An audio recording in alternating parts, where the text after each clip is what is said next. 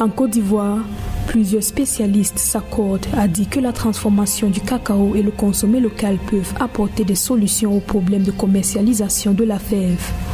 Pour le moment, le pays ne transforme que 35% de son produit et n'en consomme pratiquement pas. Deux préalables à remplir pour le gouvernement ivoirien. La nouvelle première dame du Niger, Hadiza Bazoum, a octroyé la somme de 32 milliards de francs CFA aux victimes de l'attaque terroriste de Tilia, survenue le 21 mars 2021. Cette donation qui vise à accompagner les victimes est composée de vivres et de non-vivres.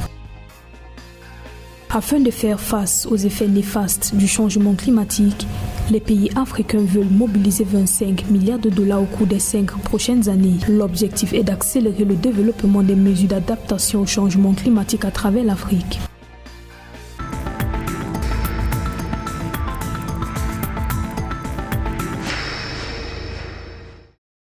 La Côte d'Ivoire transforme 35% de son cacao et n'en consomme qu'une infime partie. Pour de nombreux spécialistes, une pleine transformation de la filière devra permettre de pallier les problèmes de commercialisation sur le marché international. Ces derniers estiment également que l'État ivoirien doit insister sur la consommation des produits dérivés du cacao. Nous avons une destination qui est à l'extérieur de l'Afrique. Ce sont les pays d'Asie qui sont les grands consommateurs, les grands acheteurs. Vous comprenez, non?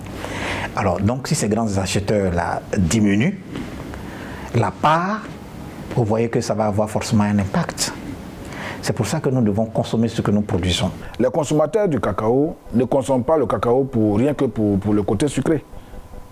Le cacao a des vertus médicinales. Aujourd'hui, le cacao, pour ceux qui sont diabétiques, mais aussi ceux qui ont même des questions de santé au niveau de la tension, le cacao intervient dans beaucoup de choses. Il faut que les Ivoiriens connaissent les vertus du cacao. Le niveau de consommation des produits dérivés du cacao est estimé à moins de 200 grammes en Côte d'Ivoire. Pourtant, beaucoup de compagnies chocolatières sont créées dans le pays pour produire du chocolat. Des entreprises locales s'investissent également pour développer les autres dérivés du cacao. Nous devons faire en sorte qu'on puisse développer la consommation intérieure. C'est pour ça que nous disons qu'on va commencer à proposer du chocolat dans les écoles primaires à nos enfants, qu'ils apprennent à s'habituer à la consommation du cacao. Nous allons le faire. Ensuite, dans la sous-région, nous allons le faire. La filière cacao représente 10% à 15% du produit intérieur brut de la Côte d'Ivoire et près de 40% de ses recettes d'exportation. D'ici 2025, le pays compte atteindre 100% de transformation de sa filière.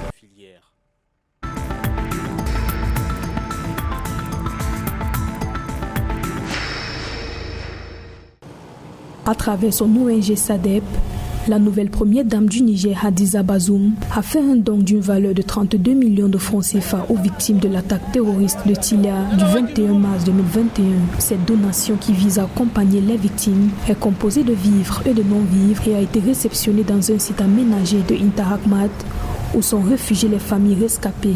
Rappelons qu'en septembre 2020, les ONG SADEP et Ara-Afa Al-Karia ont doté le village de Magadiri, dans la commune rurale de Guidigui, d'une pompe à motricité humaine de 10 millions de francs CFA pour appuyer l'État dans ses efforts de développement et pour offrir une eau de qualité aux communautés de base.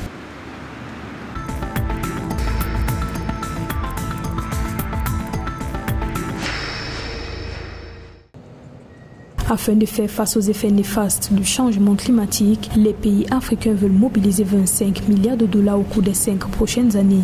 Selon la Banque africaine de développement, l'impact du changement climatique sur le continent pourrait atteindre 50 milliards de dollars par an d'ici 2040, avec un recul supplémentaire de 30% du produit intérieur brut d'ici 2050.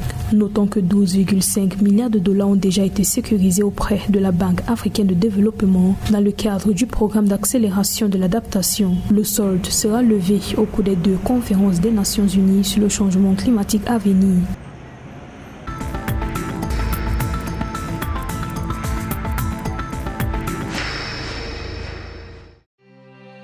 80 milliards de francs CFA est le montant alloué par le président du Sénégal, Macky Sall, pour le recrutement de 65 000 jeunes. C'est lors de son adresse à la nation le 4 avril 2021 que le chef de l'État sénégalais avait annoncé ce plan triennal de développement avec en son cœur la jeunesse, au sein de laquelle des recrutements massifs seront effectués. Cet appui permettra de mettre en œuvre le programme d'urgence pour l'emploi et l'insertion économique des jeunes.